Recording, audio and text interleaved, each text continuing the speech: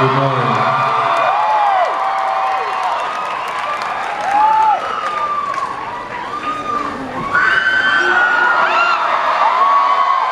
Good morning.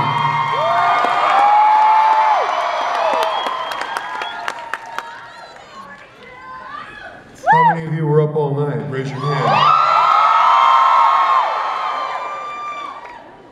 Has anyone got anything left? Because I'm all out. I'm all out. I got nothing.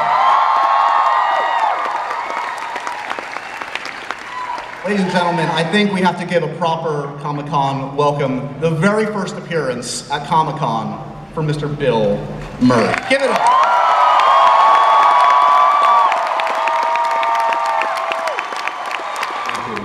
Bill, you've arguably had some films in your career that would have had a proper place at Comic-Con. What the hell took you so long? Why has it taken so long to get here? Well, I don't know. I've done some good ones.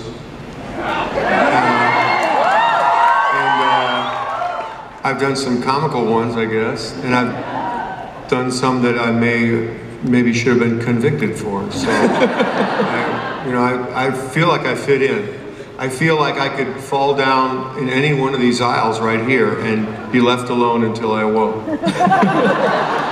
This crowd will take care of you, should anything arise, I think. Yeah. Mitch, you go a ways back with Mr. Bill Murray, I know. Let's give it up, by the way. Every Christmas time, a lot of people watch It's a Wonderful Life. I watch Scrooged. Mitch is a co-writer of that amazing film that Bill starred in. That was your first collaboration, correct? Yes, that was the first thing Bill and I ever wrote together professionally, but we'd met years before up at Saturday Night Live. I was up there with friends and met Bill. He was introduced to me by John Belushi as the new kid, Bill Murray. So it goes back a ways. And, but yeah, Scrooge was the first thing. But his actual best work was he sang every verse of Brandy, You're a Fine Girl, at my wedding, which lasted, I mean, there's still people at the wedding waiting for it to end, I think. Bruce was a page, which means it's sort of like it's a job you take where you're kind of a slave. It's like an intern slave. And his job was actually to refill the M&M and peanut bowls in the actors' dressing rooms. And years later, after a few tequilas, he said, only you and Gilder were nice to me. You were the only one. So, but he's all right.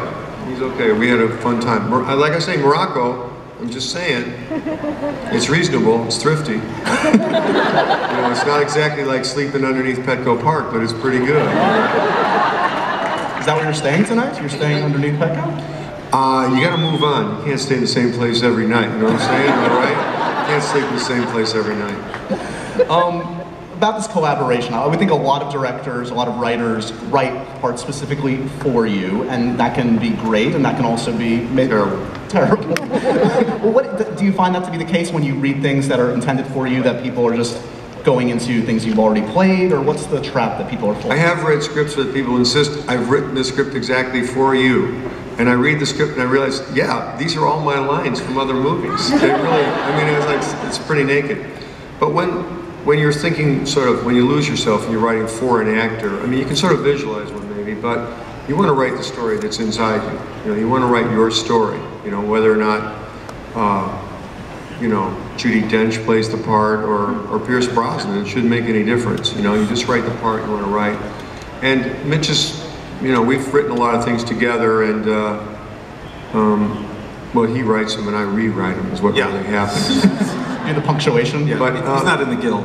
I'm in the guild, but I don't take the credit. That's another good tip for you young people. Don't bother to take the credit. You get away with a lot more if you don't want to write in credit. You really do. So let's try this for 30 seconds. A 1, a 2, a 1, 2, 3. Happy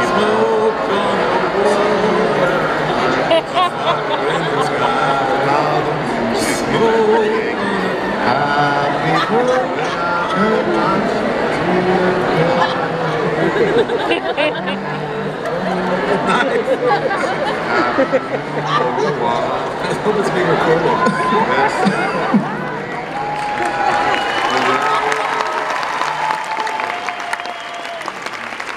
You know, I don't want to overstate this, but I think we just invented a new art form, like an actual...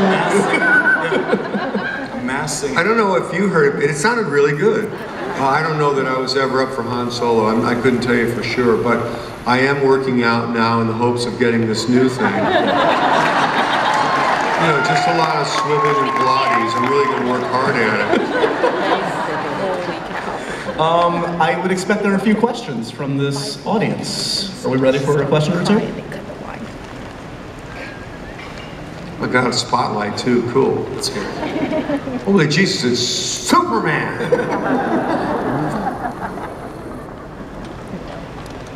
I can see you. Just shout. Can you hear me? Yes, now. Oh, okay, here we go. Mike! Bill, I know you like to sing like we saw today, and I know Zoe likes to sing. In Rock the Kasbah, do you guys do like your own little song together, or something freestyle in the movie?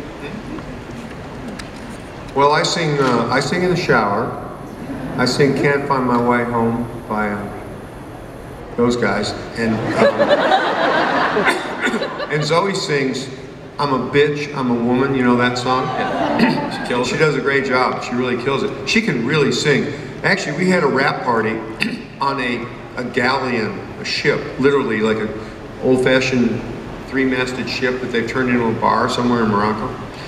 And they had a, what do you call it? You know, it's a karaoke night, right? Karaoke night? So she chooses to sing "We Are the World" as her karaoke song. Do you know how hard it is to sing that song? Try it sometime. It's up there to sing it, and she's got to imitate like 14 of the greatest, she's got to sing the pitches and the keys and notes of like 14 of the greatest singers in America. It's a staggering piece of work. So if she died tomorrow, I'd say her karaoke work will live forever. It's an extraordinary sensation to be there. So I think one thing that was really amazing, there was a night in Marrakesh, and I call it Marrakesh because I'm too hip to say Marrakesh. There was a night in Marrakesh where we were at a restaurant, which you wouldn't even notice. It looks like it's sort of an industrial stucco building downtown, but you open the doors and it's this magical tile, fern, water, light building that's been there for centuries. And you're inside of this thing and you march up through the entire building to the roof. And on the roof, you know, they've made the accommodation where they serve vodka, you know, and tequila. And you're on the roof and there's a two-man band, just a man with a four-stringed instrument and a drum. And they're playing something you've never heard in your life. You're on top of this, you're on top of the city, overlooking the market, and the stars are above you, and there's this rhythm that's thousands of years old, and you think, you know, I'm in the actors union, you know, I'm just a guy from Illinois, and I'm here being able to touch and listen to something that's affected people for many centuries. And you just get reminded you have a responsibility to take what we're given and pass it on, transform yourself somehow and pass it on. But I think if you set out with that intention, I'm going to educate people with my work, you're sort of aiming at the curb. You're not exactly aiming at the stars, you know. I think if you educate people with your work, you're aiming even higher. You're not even offering to educate people about, say, the issue of women in Afghanistan or freedom somewhere. You're talking about trying to live by principles that we only aspire to, you know, that we mostly don't achieve, that we mostly don't attain. And you don't take yourself so seriously, but you try your hardest to comport yourself, it's a word you don't get to use, but comport yourself to be alive, you know, now. To be alive now. So if we can all be alive now, really just be here inside of our skin now, not next to us, not in the aisle in front of us or down the row. If we can be in our skin right now, then as a group we're all elevating somehow. Yes, we're all going up. We're all rising. And all you can do, if you can try to be that way on screen, on the film, and it's sort of ideal in a way because most of us only have a short attention span anyway, at least certainly as I do. If you can be that way for as long as you are on the screen, sometimes a take only lasts a minute and a half or something, I can hold it together for a minute and a half. I can be calm and relaxed and alive that long. And that gives you hope to do it again. You know? It's a lot of work, but it gives you hope to do it again. And you can see that even though there's not an intention to do a certain thing, that happens on the way to trying to make the other thing occur. Does that make sense? The personal becomes universal, you know. So the story, it's not like hearing it's a great ride, but the story of this woman or whatever or this guy becomes universal, you know, in the telling of it. So it's not like a lecture or anything. I must say, it feels wonderful to be in this room. It really does.